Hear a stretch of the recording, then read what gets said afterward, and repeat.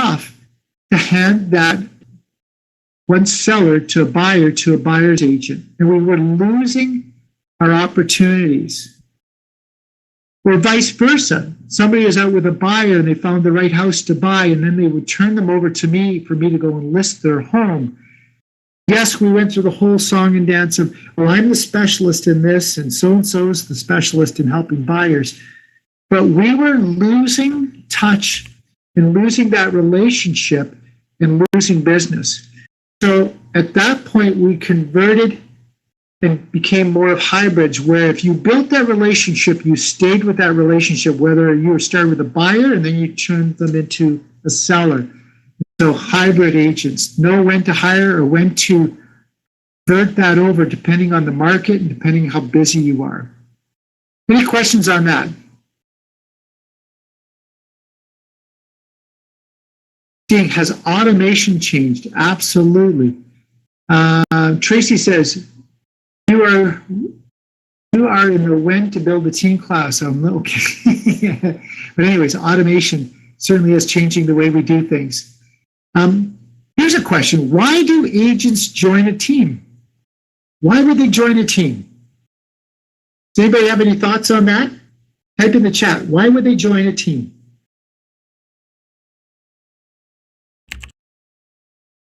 Coaching, yeah. Excellent. To learn. Mm-hmm. Leads for support, yeah. And experience, need mentorship. You nailed them all. Yeah, very good. To be in touch with people. Awesome. Well, I think you hit them all. They're frustrated, exhausted, trying to succeed. We've all met those agents, they're just so tired and so exhausted, and they're just trying to succeed. They're scared, they're overwhelmed. We've all met those. They need direction is right, yeah. Looking for the magic bullet. I don't know how many times it's happened. The market gets really tough, and all of a sudden a flurry of calls, texts, hey, I'd like to meet, I'd like to maybe join your team. They're looking for the magic bullet to get back. Great question. We're going to talk about retention here in a bit. Yeah. They're broke. They want to be students of the game. That's a positive. They want to become a top producer. And one that I find is really important. This is a lonely business, and they just want to find camaraderie. They want to not be lonely, because if you're an individual agent, it can be a very, very lonely game. Very, very lonely game. So this is why they should be joining mentorship, training, coaching, leads, branding, or power of branding. I think this is really important. Do a good job of branding. You need skilled people in the back end. So I've got a marketing admin. She's got a marketing degree. Kelsey's her name. And she is amazing at putting everything together. And it makes every one of her agents look like they're the absolute most professional agent in all things. So branding and power of branding is very important. Systems to make it foolproof. Absolutely. You do want to make sure that there's systems in place and it's absolutely foolproof. Another reason why they should be is they just want to kill to eat. When you're doing all the administrative work, you're missing out on so much opportunity to go and just kill another deal, kill another deal, kill another deal. And that's what I always emphasize on our team. Let the admin take care of all of the work that's in the back end. Just go and find another buyer and kill another deal, kill another deal, kill or meet. Fast track to knowledge, borrow confidence. We already talked about the confidence value. And then obviously camaraderie. I can't put too much emphasis on borrow confidence. Confidence is such a massive piece. We have daily sessions here in my office about just hanging out together and leaning on one another and gaining confidence from hanging around one another. Going to look at the chat here. Talk about retention. We're going to get to that. What would you pay a marketing admin? Great question. I pay my marketing admin. I think it depends on where you're at in the marketplace, but that could be between $20, $30 an hour. It just depends, I think, where you're at, what marketplace.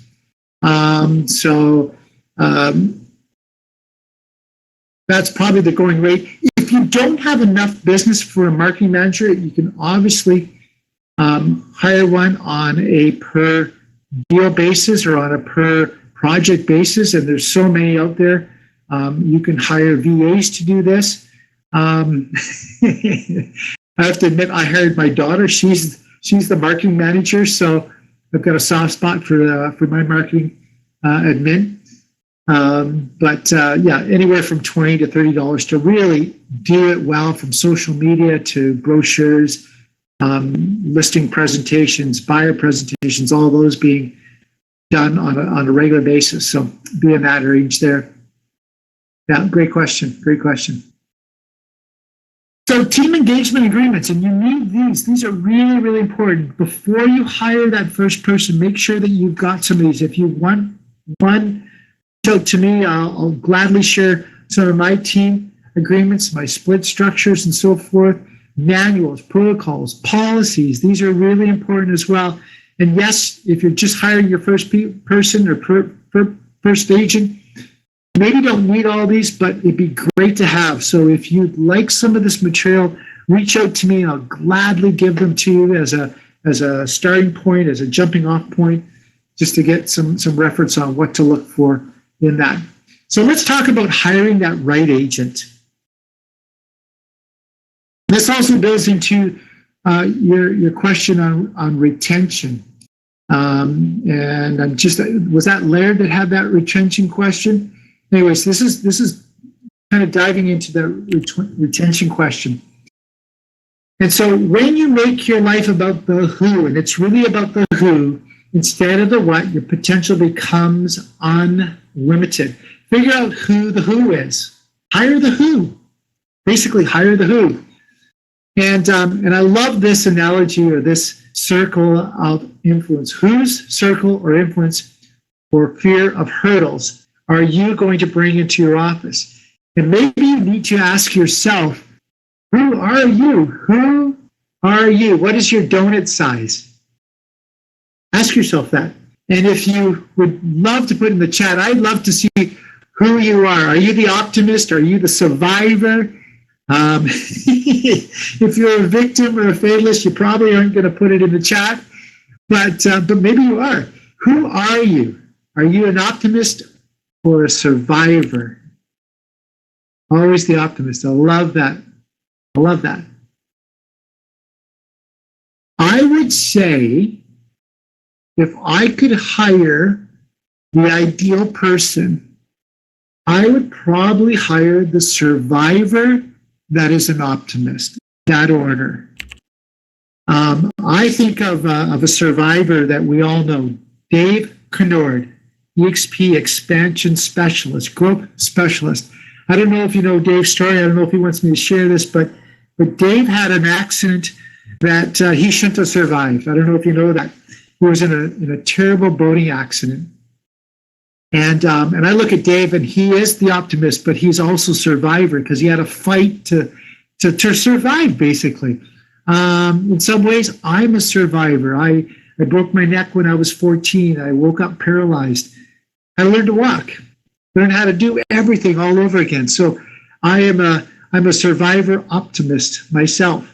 And so if I could pick and choose people to hire, I think I would hire them in that order: survivor, optimist, or one of those two.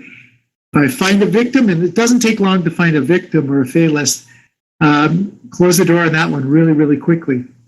But here is a process that I go through, and we talked about systems. Systems for hiring are really, really important. So this is a program that I run through. Times when I don't, gets me into trouble. Sometimes I skip some of these steps. But if I follow through with these steps in hiring, it usually works out pretty well. So again, I'm going to review. Go back to the very first slide or the second or third slide. It's about who you are as a person. Are you a team lead? If you think you are, do you want to go through all that it is to become an amazing team lead? Do you want to become that teacher, that mentor, Do you want to learn how to be a preacher? Do you want to be a visionary? Because you need to be those things. And if you're still all in, then your secondary would be, well, I want to make more money. I want to add value to others' lives. I want to have the accolades, the awards, or maybe time off. So now you're here. You want to hire somebody. And this is the process that I go to. So first and foremost, it's just a really casual conversation. It is maybe even over coffee. And we don't even talk too much about the team. It's just I want to get to know this person on a personal basis. I often think some of the best things I could do is to do a road trip, a 5-day road trip with somebody and see if I still like them at the end of 5 days to see if they should be on my team. But anyways, that's kind of hard to apply in today's world. But anyways, just a casual conversation. Then have a second casual conversation, not with myself, but somebody else on my team. It could be another agent that I respect their opinion. It could be my office administrator. It could be my office manager. And they have just a casual conversation. It's amazing. It's amazing what people will say to my office admin versus what they say to me. So I just love those casual conversations. Then whoever had that secondary conversation, we get together and say, hey, how did that go? What stood out to you? What did you like about the person? What didn't you like? What did they say that surprised you? And so if it's a go at that point, well, then we have a formal application process that we get together. We go through the application. We do a credit check. We do profile testing, Dyck. And I love the AVA program. I went through a Keller Williams Recruit Select program that was phenomenal. So I love the AVA profile test. There's others like Myers-Briggs. Definitely do that. I do a math test. Not a tough math test, but I'm just shocked and surprised at how many people struggle with math questions. And I'd like to know that before I hire them. And then this one's a really interesting one. It's a 24-hour test. So after the application and doing this work, we even rolled through some scripts right away that day. I'll send them home with a 24-hour test. And I send out an email that says, this is your 24-hour test. And I just say, tell me something about yourself. What turns you on? What gets you out of bed in the morning? What do you love to do? What's your hobby? Just anything about yourself that you want to share with me. And I just say, and please return it within 24 hours. And I'm always shocked at how many don't come back in 24 hours. So if they don't come back in 24 hours, it's a fail. We don't keep moving on. If they can't get something back to me in 24 hours, that tells me something about them, and I don't want them on my team. So that's the 24-hour test. Of course, there's the script test. Then we go through the references. And what I like to do is I like to get 3 different sources of references: job, history, and personal. So this could be your past, it could be your college mates, it could be a previous job, a previous career. But I want 3 different groups of people. Then I'm going to ask the person, hey, listen, do you mind if I ask the person that you're sending your reference, the person that's giving your reference, can I ask them for a reference? Because we know that people give us their very best references. And we know that they prime people to say great things about them, right? So what I want to do is I want to ask the reference, who would they suggest that I call to talk about Sally, Sam, John, whoever it is?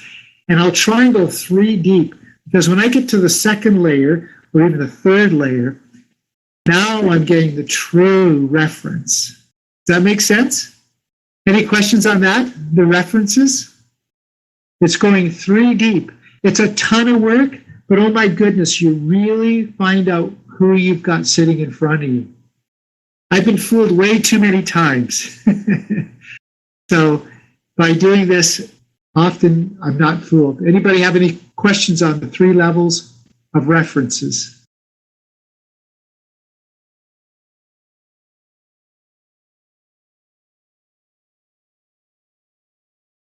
Any questions on that? Okay, no questions. I'll carry on. I find that this is the most fun and the most beneficial to the hire, which is I call the life story. The life story. So I meet with the agent, and I should back up. This process takes time. Do a good hire, you slow it down. You know, when you hire too fast, often you make mistakes. If you slow down the process to the point where the person that you're looking at to bring on the team is like going, well, come on, like when do I get to join the team? When they're getting frustrated with that process, you know that they are super eager to be on your team. By slowing down the process, you find out how motivated, what is their interest level in joining the team. So this is a really, really good process to slow it down. So this process can often take a couple of weeks from start to finish to really do it well. But the part that I like at the very, very end is the life story. This is what kind of clinches it for me, is I pull out an easel and I say, listen, we're going to talk about your life story. And they know this is coming already. This isn't something I just drop on them the last moment. But I go through the entire life story and I would say, Sam, tell me about where you were born. And we just go through it line by line. So where were you born? What was your childhood like? What are some great memories from your childhood? What are some memories that maybe weren't so great? Where did you go to school? What was the best part of high school? Where did you go to college? Hey, what did you do when you went to college? Did you have a job when you were in college? Or, did mom and dad pay for your way through college? Like, these are just all the details about your entire life to today. And what you learn is amazing. I've learned where I found survivors that it didn't come through as they were survivors. I found that they are, problem solvers, or I found where they allowed situations to drag them down, bury them. So this was the ultimate test for me to know what am I up against or what am I getting by having this new agent on my team. So this is critical stuff for me. Very, very critical stuff. Any questions on that, on any one of these items as far as hiring the right person? Does anybody have any questions? Thanks for that comment, that this is inspiring. Hiring is everything from your admin to your agents. It's so important, along with systems, but hiring is just so, so important. I'm going to tell you this. I learned this the hard way. A wrong hire costs you 6 figures. I hired somebody once that literally cost me over $100,000 in lost revenue and costs that they kept showing up even after I fired them. They kept showing up months later. So, a bad hire can cost you 6 figures, hundreds of thousands of dollars. Do not hire the wrong person.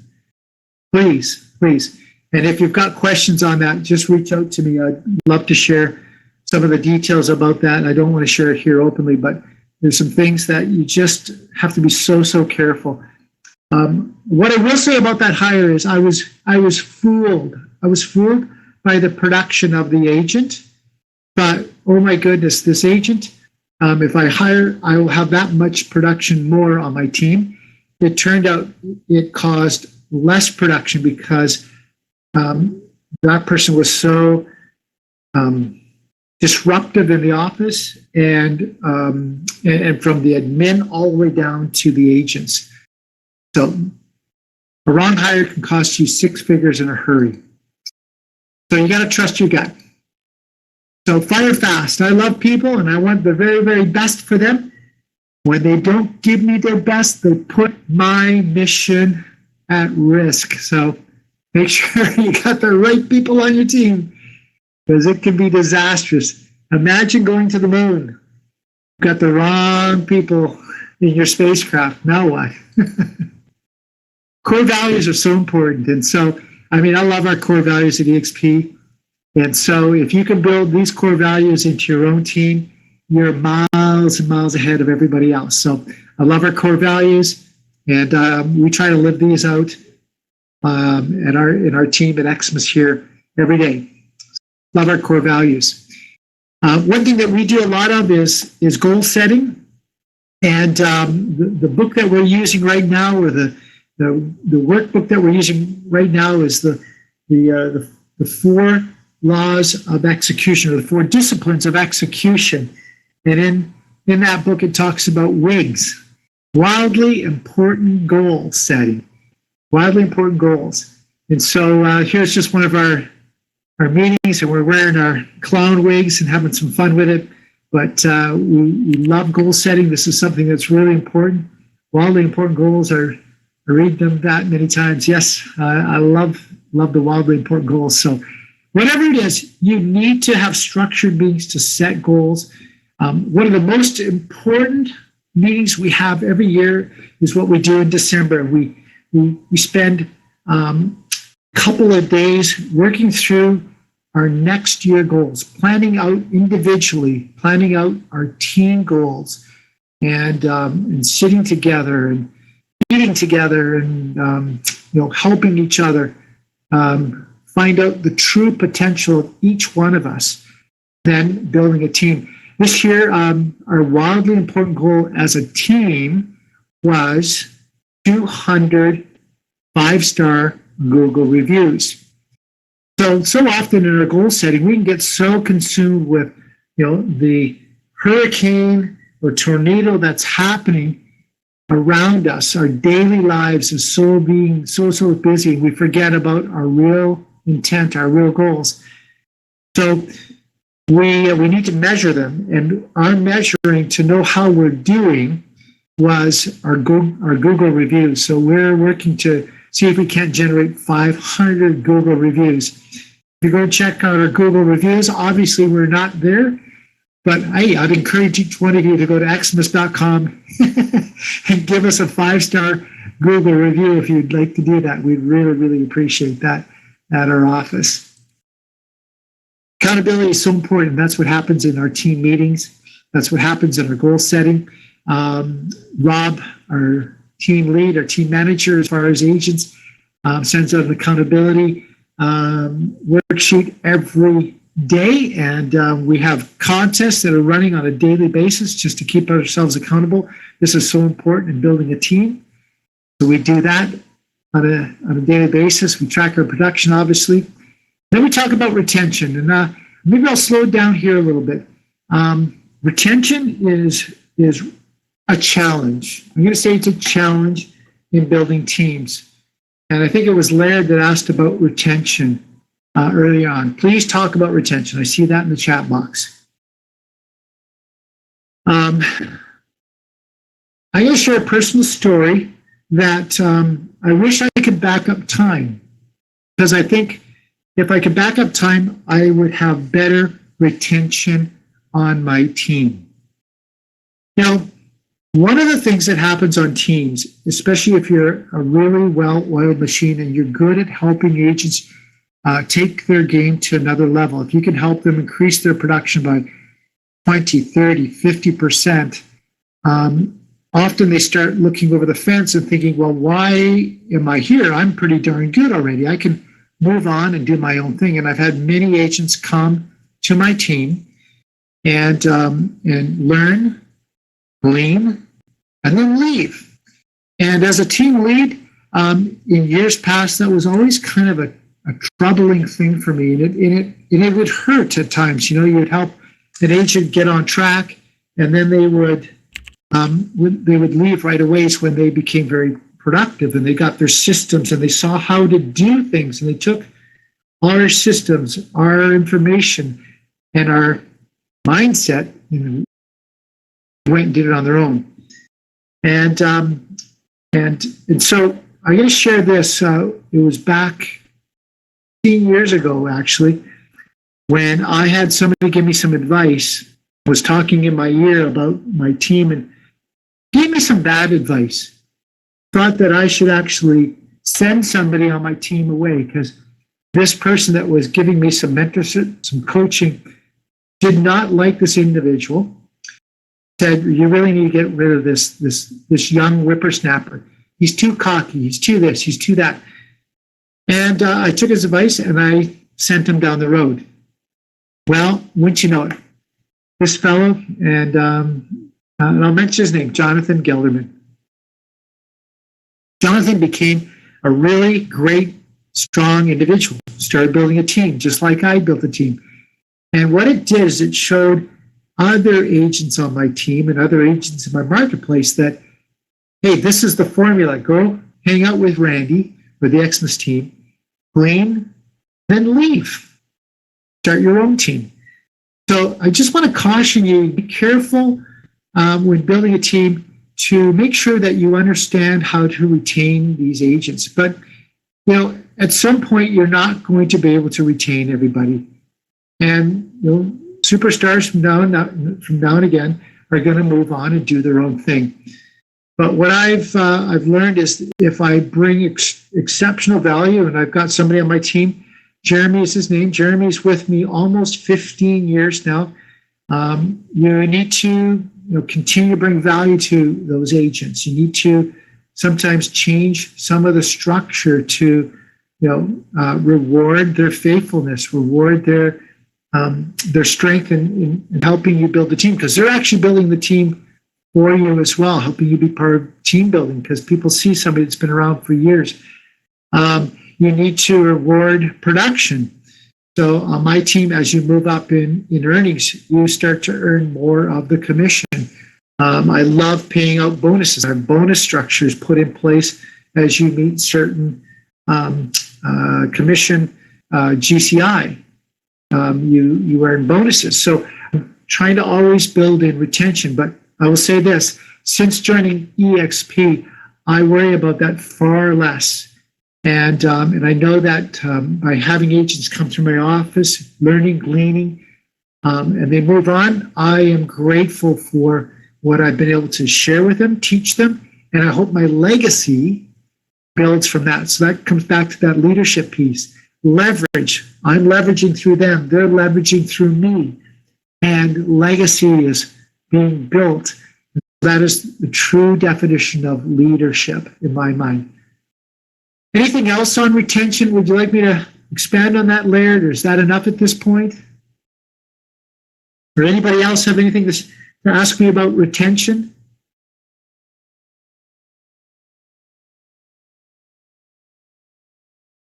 I'm in, and first of all, thank you for the presentation. It's made me think a lot about how I move forward with my team. But here's the situation. You talked about it. They come, they learn, they go. The agent that did so well on my team, started getting her own leads, and she's like, why should I come back on the team, if I have to pay you a split on a listing that I get? And I don't have a really good answer for her, but I think overall I can drive a lot more business her way on the team. It's just something to think about and work on, and all these suggestions have been helpful. That I don't know if we'll ever get away from that cycle of people coming, learning, gleaning, leaving. I don't know if that cycle will ever change, but what you can do is you just need to give them more support. So maybe that is giving them more direct access to one individual admin person. So they kind of have their own personal admin, something that I've been thinking of. I've been researching this and actually giving some of my bigger producers their own VA that they can count on for everything from, writing that deal at 9:30 at night to helping them organize some other things. That might be something that you may consider doing. Another thing would be if they aspire to being a team lead, is helping them to become a leader, building a mini team around them that they would then be able to, earn some of that commission dollars and some of that split, because now it's taking some of the load, some of the pressure off of you as an individual laird. That's another way to some of these agents realize there's value where they're at. Right, but we can't do that through EXP. There's not a way to structure that through EXP's payments. That would be a payment from me personally to them. Well, I think you could. There'd be a referral. So instead of, let's just say it's a 50-50 split, and if the agent, let's say, Laird, you're on my team, and you're on a 50-50 split, and you're saying, hey, I'm at this point where I think I need to just go on my own, and I'm ready to fly away and go and do business on my own. And I would say, well, hang on, Laird, what if I could have Rob be mentored, coached by you, and if you're coaching, mentoring Rob, and you're getting his production up from 15 deals to 20 deals, on those extra deals, I'll pay you an extra 10%. So if there's a deal involved between Rob and Laird, well, Rob's going to still receive 50, but I might only receive 40% instead of the 50% from Rob, because you're going to get the extra additional 10%. There's no reason why we can't do that through EXP. So in SkySlope, Rob, the guy who had the deal, would give a smaller percentage to the team and a little percentage to... I would say Rob would still get the 50%. Laird, you're going to get 60%. Got it. But normally Rob would put that into SkySlope as payment to the team lead. Would he not have to also put a smaller amount to the team and then a little bit to the agent above him, so to speak? I got to back up. Actually, Rob would receive 50%. Randy, the team lead, would receive 40, and an additional 10% would go to you, because you're now taking ownership and mentorship and coaching of that agent. Yeah. And that's one way to retain that agent and give them a sense of, I'm actually a team lead. Right. The person that was SkySlope, person actually on the deal would have to change the way they split what they paid to the team. That's true. So, we often change some of our splits on the team depending on who's helped out. Our structure is 50-50, but then every once in a while, somebody helped out on a deal. We call that an assist. They didn't score the goal, they just assisted on the deal. So let's give 10% to somebody that helped assist a deal. Right. So then the admin goes in the back end and changes that fee structure. So it's doable, certainly doable.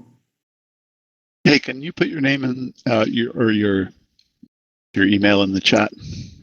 Sure will, absolutely. So I'll just finish off this real quick. So we'd love to see people graduate. I do anyways. And that is my presentation in a nutshell. I didn't share this earlier on, but this is what I really like to do for fun. I love this quote by Eminem, but I'm going to skip through. This is what I love to do for fun. If you want to relate to me in any way, I love to kite surf. And here's just a shot of me catching a little bit of air. So I really appreciate you guys listening in. I'm going to go back to this great quote of Eminem. And if there's more questions, I'll gladly stay on.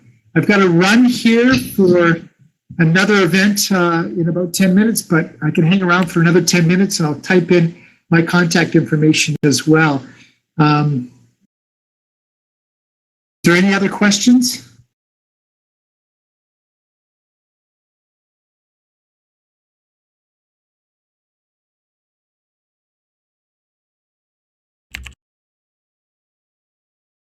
I have one for you, real quick. Can you hear me?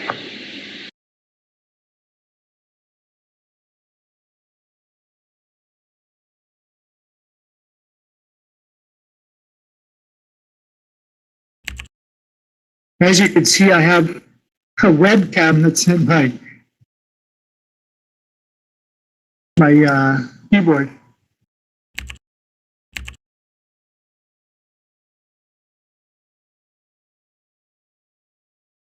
I can't share my slide link too, yes.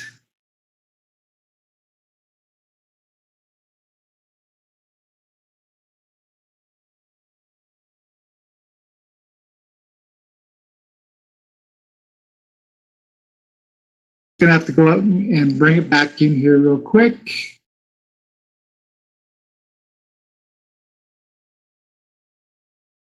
Back here. No, it's not letting me. For whatever reason. There it is. Thank you very much. Did everybody get the link? Awesome. I'm so grateful that you all came and had to listen in. I love what I do. I love adding value to others, and I would love to share anything I can to help you build your team and know when the right time is to build a team. There's so many variations of this. We could spend an entire week and leapfrogging off of all these opportunities and conversations. So thank you so much for letting me share. Have a great day.